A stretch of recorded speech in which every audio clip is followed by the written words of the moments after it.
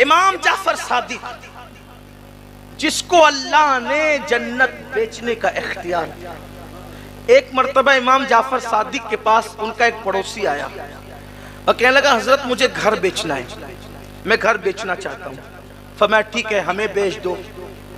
हजरत कीमत फरमाया कि यहाँ अगर तुम ये घर मुझे बेच दोगे तो इसके बदले में मैं तुम्हें जन्नत में घर दूंगा। ये मालिक जन्नत की औलाद के लहजे हैं, हम तुम्हें जन्नत में घर दे देंगे। कहा हजरत, लेकिन उस दौर के लोग भी कितने सच्चे सुच्चे थे, अकीदे के अच्छे थे। उन्होंने कहा हजरत दस्तावेज तो तैयार करनी होगी ना, तो आप हमें लिख के दे दें, घर आपका हम लिख के देते, जन्नत हमारी आप लिख के दें। इमाम जाफर सादिक ने लिख दिया, हमने इससे घर लिया, उसके बदले में जन्नत दी। और हज के अय्याम आए, इमाम जाफर सादिक चले गए हज के लिए। कहाँ गए? हज के लिए। खुदा का करना, वो हज के लिए गए, इधर इसकी तबीयत खराब हो गई। जिसने जन्नत खरीदा था मकान देकर, उसने वसीयत की मेरा इंतकाल हो जाए तो ये चिट्ठी इमाम के हाथ की लिखी मेरे कफन में रख देना, इसलिए कि दस्तावेज है जन्नत की, साथ में ले जाना होगा दिखाने के लिए, तो फिर जन्नत मिलेगी उसी पर। अब हुआ इंतकाल, घर वालों ने रख दिया कफन में रख दिया। इमाम जाफर सादिक हज करके वापस आए। जब हज करके वापस आए तो उसके जो वारिस थे उनकी नीयत खराब हो गई, वो सब के सब चले आए इमाम के पास। कहने लगे, वाह साहब, आपने तो हमारा घर ले लिया, हमारे घर पे कब्जा कर लिया। इमाम ने फरमाया, हमने कब्जा नहीं किया, हमने खरीदा है उसूल के मुताबिक। कहा कितने में खरीदा? कहा पूछो। कहा उसका तो इंतकाल हो गया, हम उसके वारिस है। कहा देखो, हमने उसको जन्नत में महल दिया था और यहाँ का घर खरीदा था। तो कहा वो दस्तावेज लिख कर दी थी। कहा लो साहब, ये भी कोई सौदे होते हैं? जन्नत में महल दे दिया और यहाँ का घर ले लिया, आपने ले लिया हमारा घर। फरमाया इमाम जाफर सादिक ने, सौदा तुमसे नहीं किया था, सौदा जिससे किया था अब जाकर उससे पूछो कि मैं सौदे में सच्चा हूं कि नहीं। कहा लो साहब, ये भी कोई बात हुई? वो तो मर के कब्र में चला गया, हम उससे क्या पूछने जाए? फरमाया जाओ तो सही, जाओ तो सही। अल्लाह अकबर, सीरत निगार लिखते, जब वो पहुंचे उसकी कब्र पर तो जो चिट्ठी उन्होंने अपने हाथ से उसके कफन में रखी थी, वो चिट्ठी उस कब्र पर पड़ी हुई थी। एक तरफ इमाम जाफर सादिक की तहरीर थी और दूसरी तरफ उसकी तहरीर थी कि इमाम ने जो वादा किया था उस वादे के मुताबिक मुझे जन्नत में महल मिल चुका है। ये इमाम जाफर सादिक है, अहले बैत के छठे इमाम। अब उनके पास कोई मसला पूछने आया, कहने लगा कि हजरत ये बताएं कि तलवार में जो चांदी की मूठ लगाई जाती है वो जायज है कि नाजायज? क्या है, जायज है कि नाजायज? अब अगर मुझसे कोई पूछे कि चाइनीज खाना जायज है कि नाजायज, तो मैं कहूंगा जायज है। तो कहेंगे उसकी दलील क्या है? तो मैं कहूंगा कि वो जो फला खान साहब फिल्म दुनिया में काम करते ना, वो भी चाइनीज खाते हैं। कहा वाह जी वाह, बड़ी दलील लाई आपने, आप भी गैर मोतेबर हो गए गैर मोतेबर का हवाला देकर। सही यही ना भाई, जायज बताना है तो उसका हवाला दो, दामन निचोड़ दे तो फरिश्ते वुजू करें, हैं? यही तो है, यही तो है। कहा कि भाई ये डिश खाना जायज है कि ना जायज? वो फला खान साहब का हवाला दिया नाचने वाले का, तो मैं गैर मोतेबर हो गया। लेकिन अगर मैंने ये कह दिया कि अल्लामा अख्तर खान साहब को मैंने करते देखा है, यहाँ भी खान साहब है ना, लेकिन ये कह दूं कि अल्लामा अख्तर खान साहब जिन्हें हम आप मोहब्बत प्यार से ताजुश शरिया कहते हैं, उनको करते देखा है। कहा नहीं, अब बात मुकम्मल है। क्यों? क्योंकि जिसके किरदार पर, जिसके ईमान पर, जिसके तकवा पर, जिसकी परहेजगारी पर एतमाद हो, वही जात हवाला बनती है। और जिसके तकवा पे, परहेजगारी पर एतमाद ही ना हो, जो आदमी खुद डाउटफुल हो, वो क्या हवाला बनेगी? उसका हवाला देने वाला खुद जो गैर मोतेबर हो जाएगा।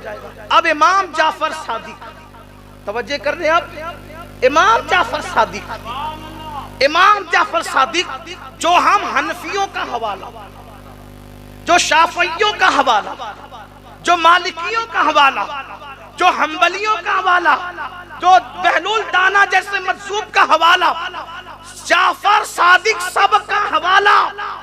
बल्कि जो लोग फिक्ह हनफी मालिकी शाफी को नहीं मानते, तो तो वो लोग भी फिक़्ह जाफरी को अपना हवाला मानते हैं। हो गया सबके लिए हवाला, दोनों फरीकैन के लिए हवाला। अब इमाम जाफर सादिक सबके लिए हवाला, शिया सुन्नी सबका हवाले का नाम है जाफर सादिक। वहीं पर इमाम आजम, वहीं पर दातारी हिजवरी, सब वही जो सबका हवाला है इमाम जाफर सादिक। उनका हवाला कौन है? उनका हवाला कौन है? वो किसको दलील बनाते हैं? वो किसको दलील मानते हैं? आने वाला पूछता है चांदी की मूठ तलवार में बनाना कैसा? फरमाते इमाम जाफर सादिक जायज है। फरमाते जायज है। पूछने वाले ने पूछा दलील?